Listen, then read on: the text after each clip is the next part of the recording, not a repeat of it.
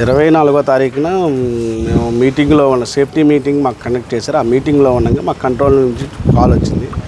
అదే సమయంలో 3:52 మాకు కాల్ వచ్చింది. ఆ కాల్ రావడంతో మేము త్వరగా గమ్యాన్ని చేరుకోవడానికి మా డ్రైవర్ని బండి వేసుకొని రావని చెప్పేసి మేము పరిగెత్తుకుంటూ ఇటు వచ్చాము.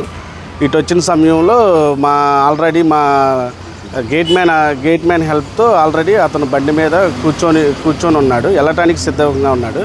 వెళ్ళి మేము చూసి ఏమైనా ఇంజరీస్ తగిలినాయని ఓవరాల్గా అన్నీ చెక్ చేస్తే అతనికి రైట్ హ్యాండ్కి యాబ్రేషన్ అంటే గీసుకుపోయి ఉంది. అది కూడా ఆ క్షణంలో అక్కడ తగిలిన దెబ్బ అయితే కాదు, అది వేరే చోట అంటే 1 గంట క్రితం తగిలిన దెబ్బలాగా అనిపించింది.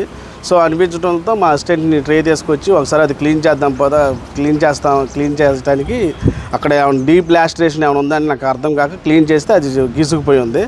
సో మీరు బండి జోలే కండిషన్లో లేరు కదా, మీరు వెళ్ళబాకండి, మీరు ఉండండి, కొద్దిసేపు రెస్ట్ తీసుకొని వెళ్ళండి అని అడిగాము. అదే సమయంలో ఆయన చూస్తే బండి ఆపుకోలేని పరిస్థితిలో, అతను నిలబడలేని పరిస్థితుల్లో ఉన్నాడు. సో మేము కొద్దిసేపు రెస్ట్ తీసుకొని వెళ్ళండి అని మేము దగ్గరగా ఒక 5-10 నిమిషాల దాకా మేము అక్కడే ఉంచాము. అదే సమయంలో మేము మాట్లాడుతున్నాగా కూడా కిక్ రాడ్ అదే పదిగా కొడుతున్నాడు. స్టార్ట్ అవ్వపోయేసరికి కీ ఒక్కసారి మళ్ళీ ఆఫ్ చేసి ఆన్ చేసి సెల్ఫ్ స్టార్ట్ చేశాడు. సెల్ఫ్ స్టార్ట్ చేసి ఇక మాకెళ్ళి చూసి ఒకసారిగా నవ్వి ఇక మేము చూస్తుండగానే మమ్మల్ని దాటేసి వెళ్ళిపోయాడు. ఎన్ని గంటల సమయంలో జరిగింది ఇది?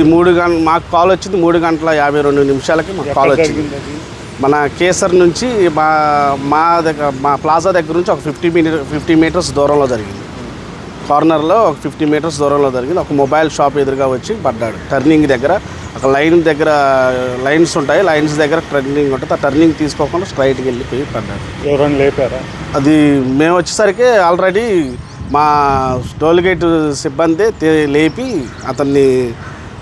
లేపేసరికి అతను మేము వచ్చేసరికి ఆల్రెడీ బండి మీద ఎక్కి కూర్చొని ఉన్నాడు.